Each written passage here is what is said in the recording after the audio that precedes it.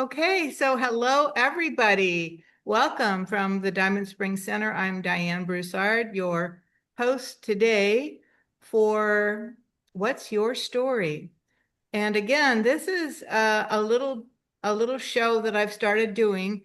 And what it's about is what is your story? There are so many people I know that do amazing things, and they didn't start doing amazing things like channeling or bringing in light codes or speaking or bringing about um, certain issues that might help humanity. They just were kids like all of us, and they grew up as maybe rowdy teenagers like some of us.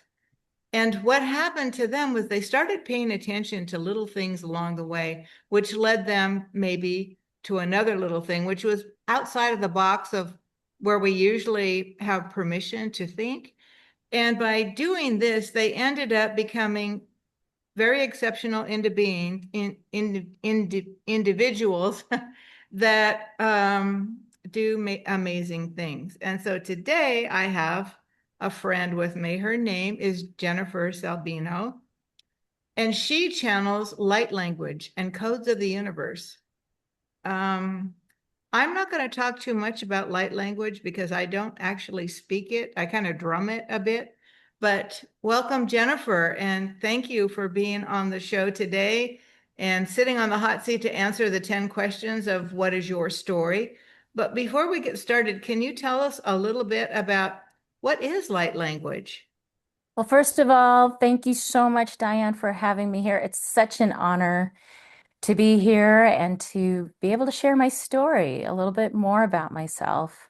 Um, so, light language for me, and what a lot of people, the quick answer is like the soul language, and it gets out of the way of what we want to like figure out what it is, because oftentimes it is language of the higher realms. It could be representative of ancient civilizations or your galactic family, what have you. And for me, it is many things. And everyone that has been channeling the light language, it's different.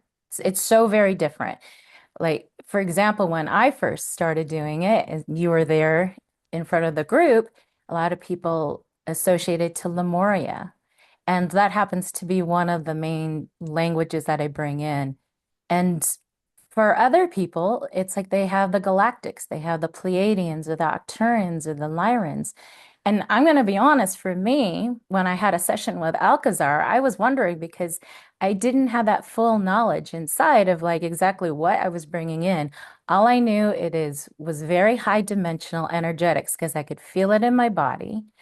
And so he had said to me that yes, it was bringing in some of these past remembrance of lifetimes. Lemuria, of course, was one of them. But the whole idea was to relax into the energies of it and not to try to figure it out because that will shut the flow of the energetics of the light language or these codes. But he also told me that I was a high priestess in the ancient temples of Isis. And so during these places, I was able to access these multidimensional schools where they taught these codes. And he said these codes could be the sacred geometries of the universe. And part of that is in the creation, when you, and the true physics of our universe. So for me, he said, these could also be called the codes of the universe that I'm bringing in. And that's why I started titling it the codes of the universe because it's such multiplicity and multidimensional that sometimes I have so many different things that are coming in that for me, I just decided to become this vessel and to allow that to come in because oftentimes it could sound like technology or it could sound like song. Oftentimes, the singing was the thing that started coming in the last, I would say, 2 years, and it changes often. So, yeah, for me, it's many things. But as people are starting to channel, so I heard one person say that she's just channeling herself, her soul self, which is absolutely beautiful. And also, I want to add, I also had another session with the being. that is channeled by Marilyn Gavakis named Zazar. And I found through that session that one of my highest incarnations that is off planet is a spinning healer goddess. And she will, this is pretty amazing for me to even like wrap my brain about it, is that off planet, she has this magical chair where individuals or entire civilizations will come and sit before her on the chair, and she will spin as needed for each individual these higher templates to allow that person to move on to their next stage of evolution. For me, it was allowing this corridor to this being, which I have found her name is Amanaya, and she's been coming to me a little bit more often in the past couple of months.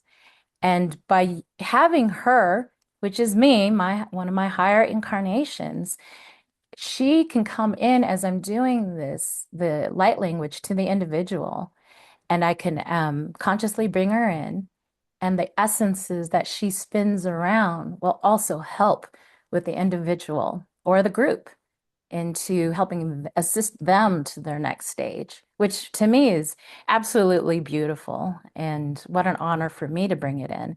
So that's why it's a little different for every person that is doing light language. And for me, I know that is part of my mission and how I can also bring in this higher being, this higher aspect or incarnation of myself with the light language. I can spin this with each individual. So, Yeah, for me, what I think is so amazing about the light language, because there are others that are channeling this now, they're waking up, and this universal language is not a perception. Um, I learned that in our English language, we could say one word and it's perceived by 10 people in the group all differently because our language is not correct in so many ways. And it really doesn't speak of the soul. So when you're listening to light language, the mind cannot get involved and decide, is this good, bad, or is this strange, or what does this mean? Based on old beliefs and patterns, because there's none of the mind involved in light language. It is heart-based. So mhm. I think this new language is coming in now as a way to teach humanity who they truly are without going into their head and going into the old belief systems that we have had through the words. And the words, again, not only do they look different, they feel different, but they're a word. So what Yeah, you're and bringing in is absolutely amazing. exactly. Now, it's so beautifully said because, the language, the human language, there's limitations to that. And as you said, there's different translations for each word in the human language. So if a person is able to get out of their own way and allow the mind to relax, most people that are receiving the light language can feel it in their body. And the Mm-hmm. more you relax, and it's one of my favorite things from Alcazar, is like there's nothing to do. And it's just allowing the freedom to have these sounds, codes, song come through. And it's for me when I'm doing this for the individual or group, and it really does depend on the person. At that moment of time, they're receiving what this light code, which I was thinking about this earlier. I heard it again that Cryon just recently and Lee Carroll and Monica had said that light codes or that light codes in particular, they're like packets of information that Mm-hmm. when they're ready, they bloom within the being. And that really struck me because perhaps like you can be receiving light language at this moment, and it could be an hour, it could be the next day, it could be next week, where this packet of information that you received in your cell, in your DNA, all of a sudden just blooms within you, and you may not be conscious of it.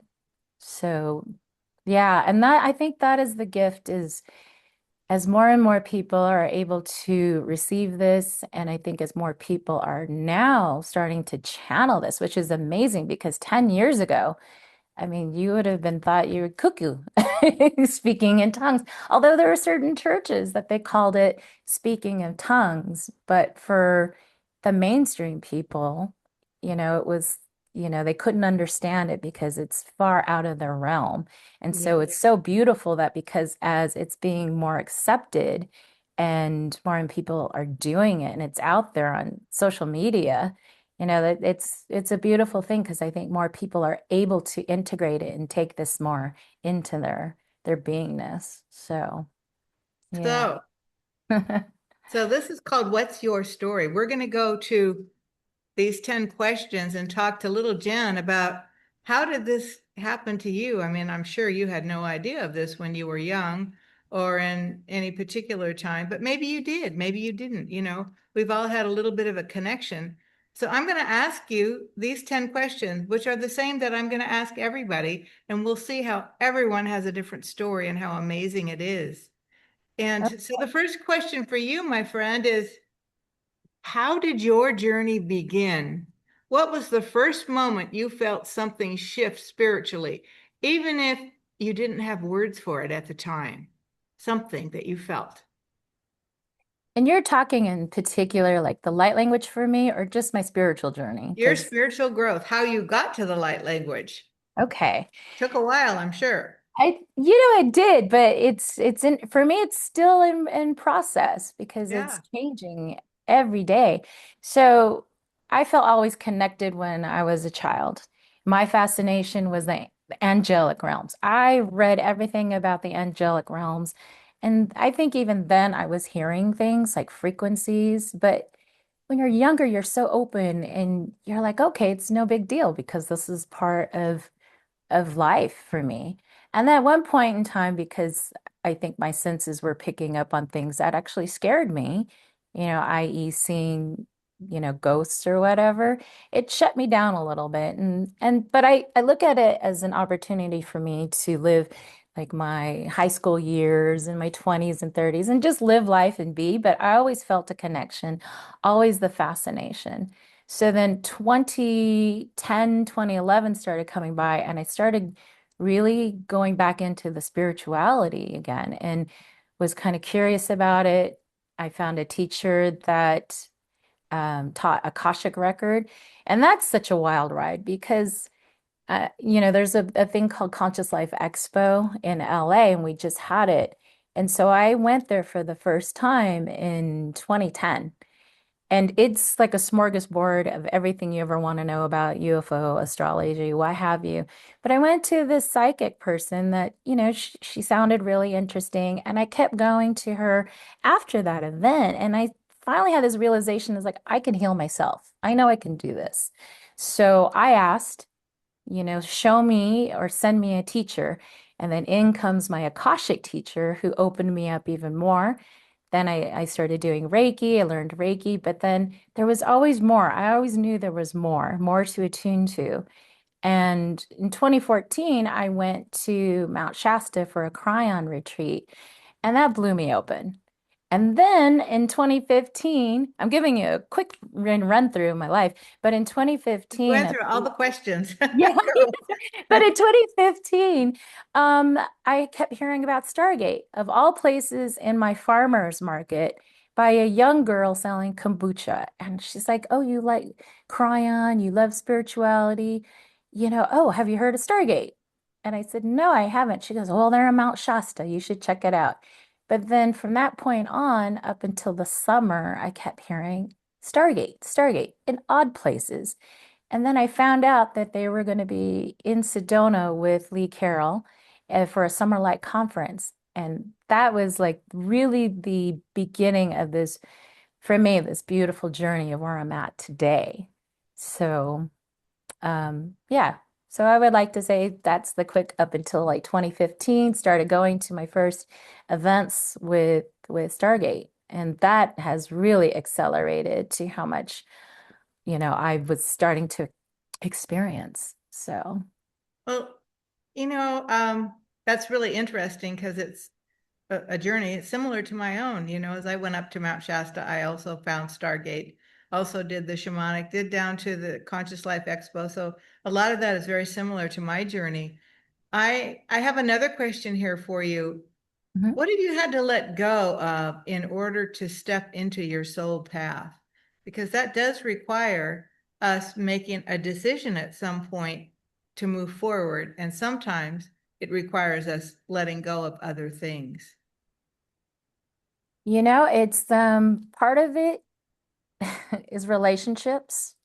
Some of the Mm-hmm. relationships I had to, send with great love, but when you are really on this path and you're feeling very committed to sharing this, some people do tend to vibrate out on the periphery. That's one thing. I don't think of it as giving up as much as, but as actually looking at my own limitations. And that's the beautiful thing about doing the Stargate, because you see your limitations coming up and being honest about it and being willing to look at those things and saying, okay, this is not a part of me anymore. And being able to recognize that and the willingness to allow that to be released from your field. Mm-hmm. I just want to say really quick, when the light language really started coming in, I heard it for the first time in 2017 by another person. And I thought it was kind of ugly. It was very guttural to me. And I know that's a judgment, but there was the energetic behind it. And I said, I feel like I can do this. So I know I'm going back to the question on the first one, but I started doing Part it of a your little. journey. Yeah, it's part of the journey. But what really, I started having it come through a little bit more, and I was playing around with it. I would lie in bed and just kind of like, okay, start with a word, any kind of word. And then from there, it would take off it would sound nonsense to me, but I could feel the energy flowing through.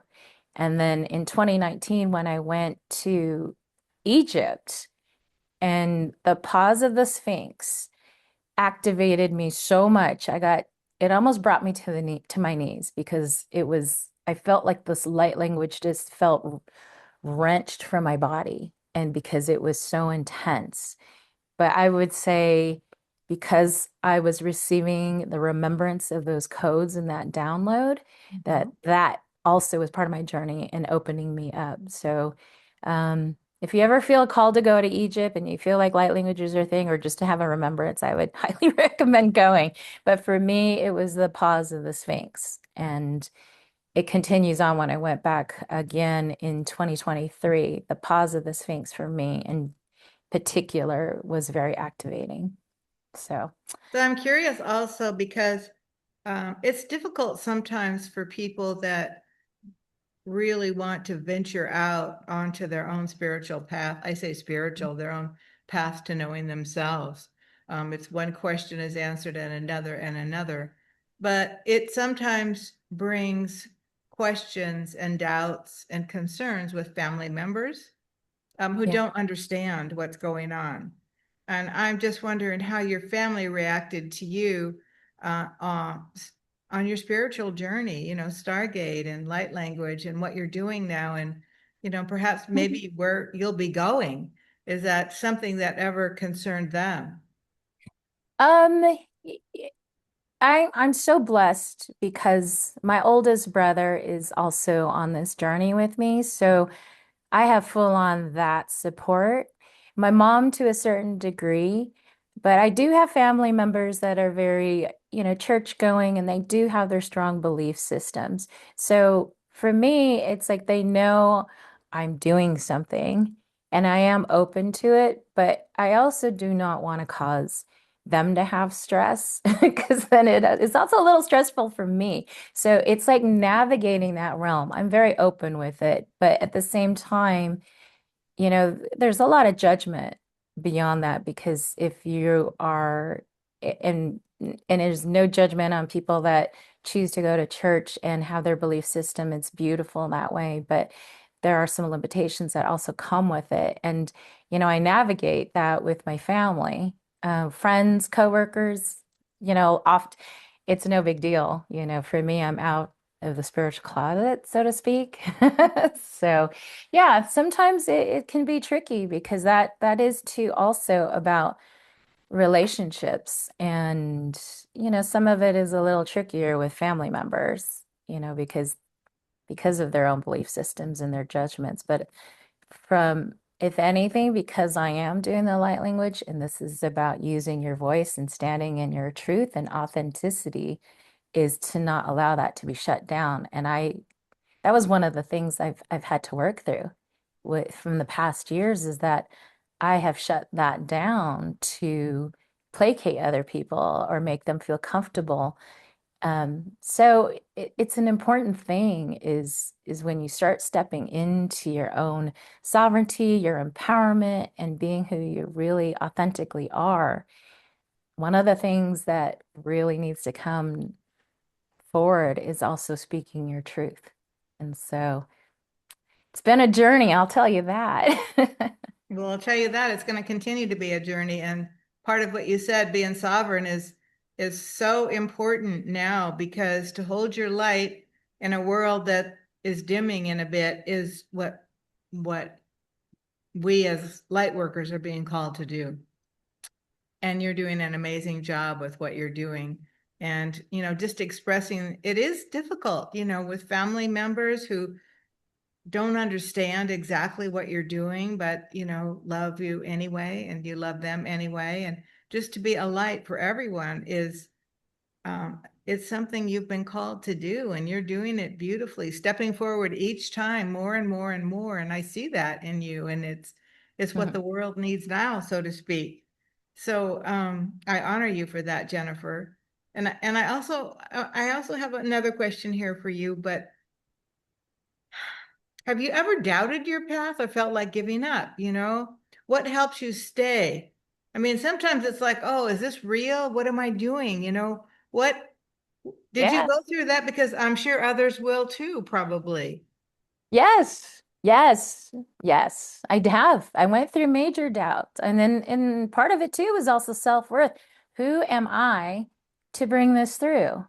And it became like, oh, and that's the whole thing of feeling small. And it's like, but yeah, I fully support everyone else that's doing their journey and has their gift. It was easier for me to believe someone else can do it.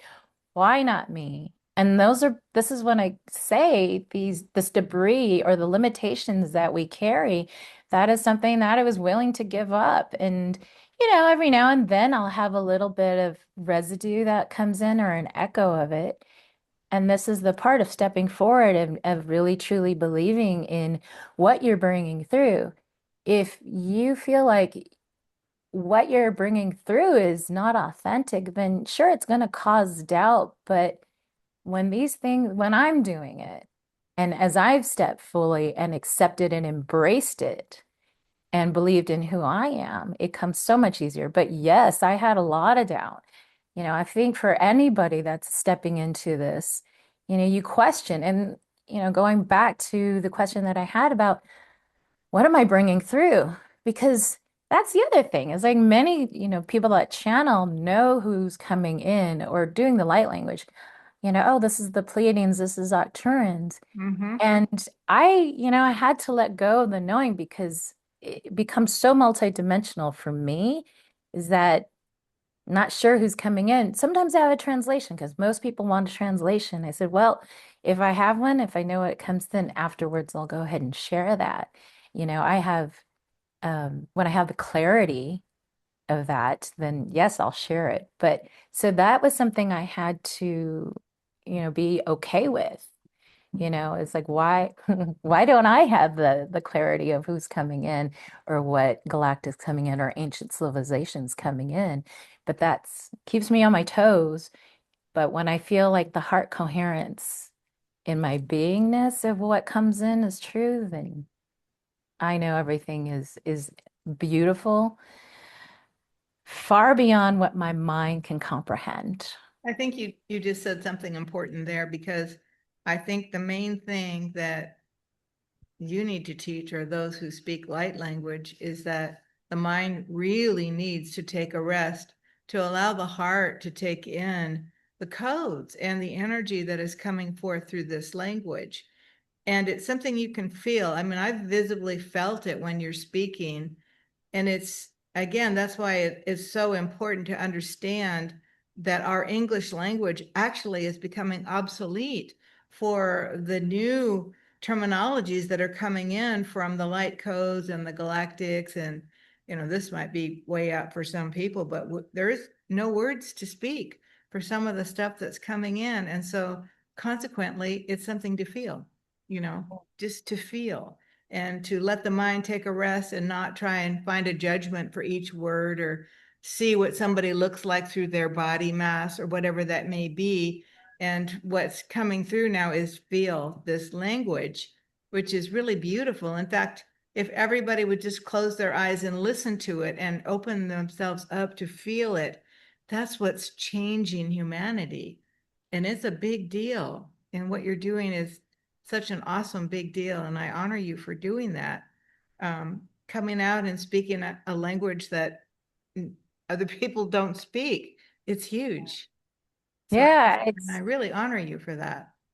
thank you so much. And, I thank you for having a center that will allow, me and other people to come to share this, whatever it is that they're doing. And for you doing this interview and podcast, you're creating so that more and more people become aware of it, and so that to me is a huge thank you and Thank acknowledgement you. for what you're doing. If it's okay, there's a couple of things that, I forgot to mention earlier because sometimes when the frequency goes high, I was telling somebody that sometimes my mind is not on the actual words that want to come out. So part of light language that can help people when they hear it can also help them with their connection with their own star family. So and to me, I feel like light language is about connection to all things. It could also help realign DNA. Um, yeah, there's so much more to light language than what I had previously said, and that just kind of came to mind is it is about connection as well. So some people that I've had responses from other people that afterwards they were crying and said that was the first time that they felt like they were home and it reminded them of home. Absolutely. Yeah, so And yeah. I think right now it's so important because the energy that's coming from the earth itself, and the ley lines are waking people up, even if they don't realize it, even if Mhm. it's just little thoughts, that there's places they're waking up and they're confused. They don't know where to go or what to do. So again, that's why I created this center as a place where you can come because I wanted to talk to you a little bit more about community and how important community is when we are experiencing newness. And again, a language that doesn't even have a dictionary yet for it. And you know, what are your thoughts on community? How important is that? Extremely, extremely important. I would say that my journey would be so much more difficult if I didn't have you and all my Stargate family, because that support system has really helped me to move forward in my mission. Because whenever the doubts came in, I mean, that's the beauty of having your friends come in, your community come in and say, "Oh, come on, those are just your self-doubts, and don't you realize what you are bringing through is this is what it does for me." And so you were there in the very beginning, my friend. We've been together for like over 10 years now, but so to speak, you're at the coming out, and you and everyone there and my closest friends were there to really support me and showed me so much love that yeah, it definitely, I don't even know if I would be more open to this if I didn't have the support system, if I didn't have this beautiful, supportive, and profound community that is growing and accelerating through leaps and bounds. So, yes, community, you have, especially in these times, Mm-hmm. whether or not you're doing light language or whatever gifts or just to be together is so important in these times. Don't be alone, Don't be and alone and don't be don't be afraid to share your light because Yeah. That's what we need to do these days, is just, even if you're just being yourself and sharing a sovereign light of connection to, to your higher self. It's so important right now. And that's why we're doing this series. That's why, we have special people coming to the center.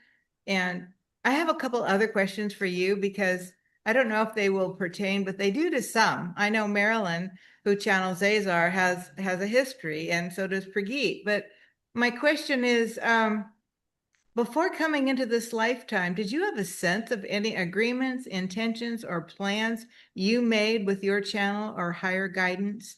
Now, Jennifer, now, do you feel that possibly you had a connection with your star beings as to what your job was to come into Earth now?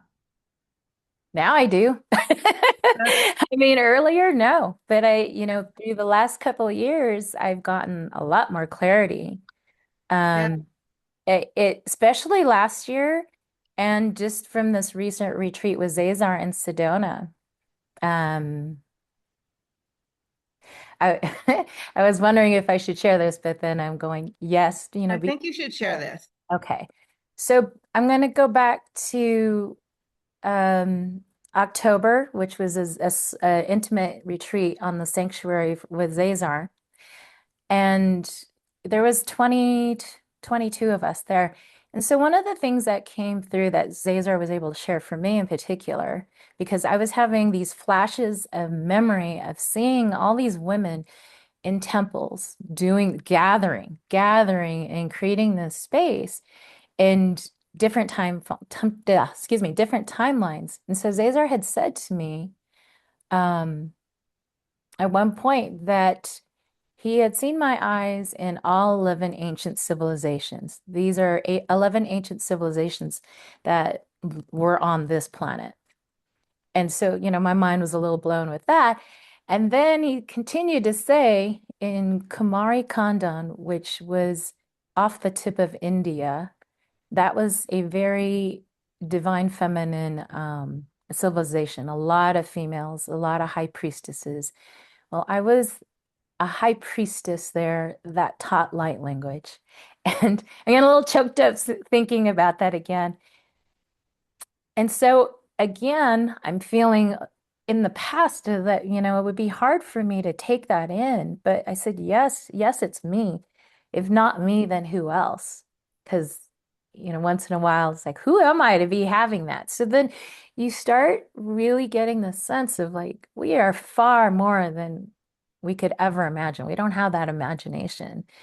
And so I started integrating that.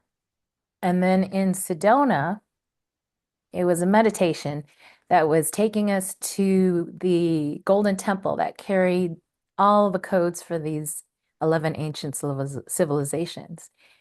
And so I was receiving all these codes, and it wasn't just from one or two civilization. I was being encoded with all 11. And at one point, I was in the center of this pillar of light that was emanating these golden codes. And at one point of this journey, we were guided to go to a civilization that we were potentially from. And so, of course, everyone could, might have gone to Lemuria, Atlantis. So I went straight into Kumari Khandan. And as I'm coming into this crystalline temple, there were other priestesses there. And as I landed before the one priestess, and I can see her in front of me, and she was saying telepathically that we have been waiting for this moment. We've been waiting for you. We were waiting for this lifetime for you.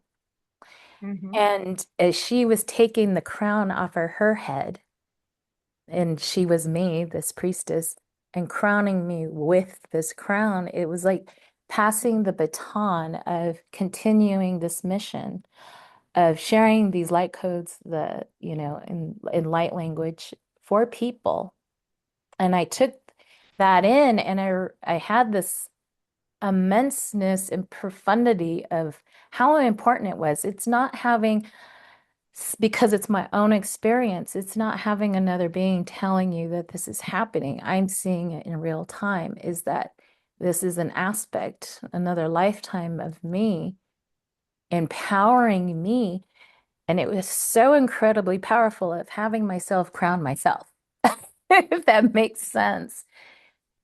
And no one will ever, it will never be as important as your ownness doing that for you, And it accepting it. and accepting it. Really accepting this is Yeah. me. I am worthy. This is Yeah. why I'm here. And I'm honoring my own self. That's so huge It because it's is. so easy for us to say, I'm not worthy, I'm not good enough, I'm Mhm.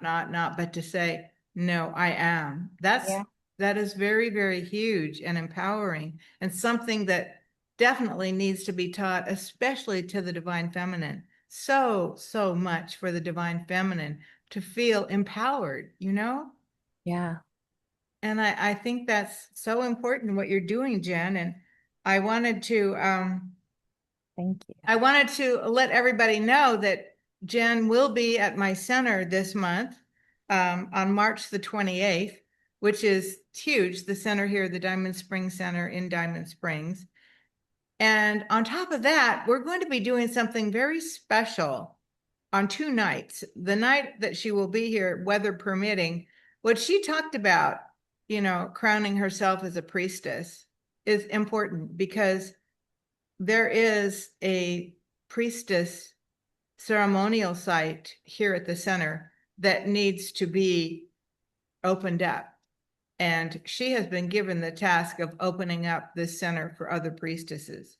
So I really, I really mention this to anybody who is feeling, yes, I've been a priestess in England, I've been a priestess in Lemuria, Atlantis, any place like that where you feel that divine feminine with inside of you to come and join us because Jen will be here opening up this portal right now, which is really important.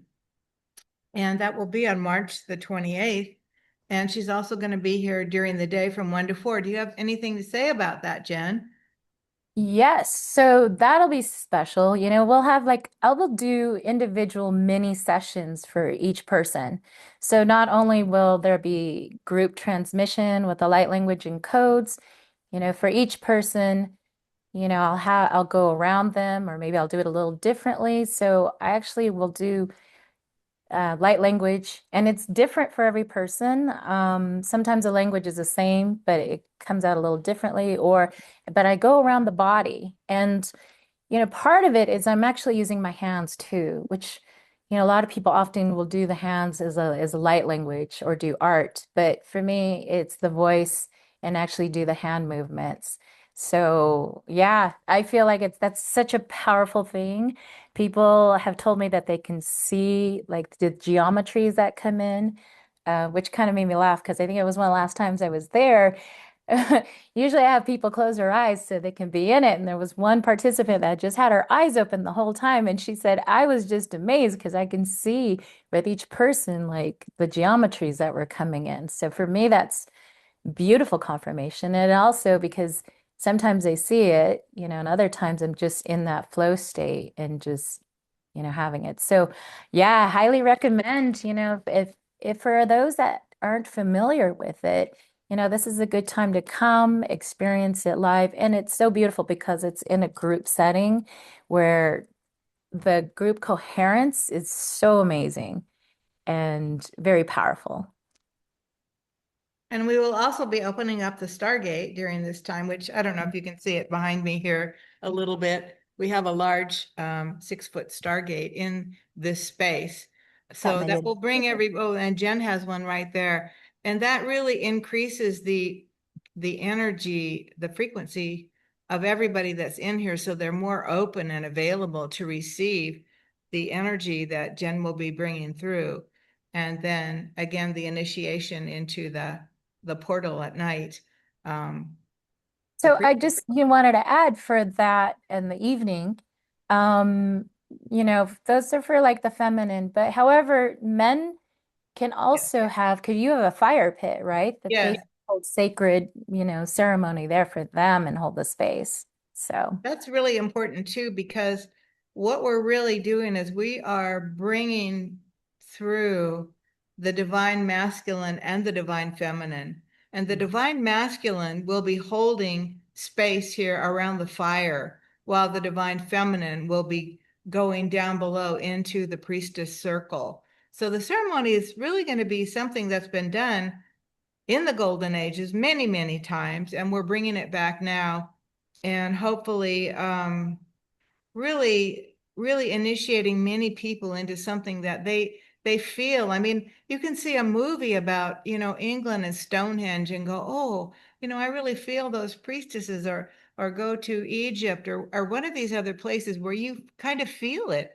And it's like, go deeper, because that's something that you resonate with. It's who you were in a past life. And I think it's really exciting. So I'm excited about you coming here the end of the month, Jen, me too. and I thank you so much for this time. And if there's anything else that you want to say, this is your moment, my friend. Nashuna kadenanas urana. Yamaradesh ur kaditias inash uritiasiana nanariara. Urama inash ura tete iana tete kyarash ura. Yamara inia surana ekash ura ea. So much love and honoring for you and for all those that choose to come to the event on the 28th, but for also all the viewers that are going to be tuning into this, you know. So, much love for you, my friend. And so it is, and so it shall be, and we will do more. And if there's any questions, you can always email either myself or Jen to find out more about what's going on. And namaste, everybody. Thank you so much. Thank you, Jen. Thank you.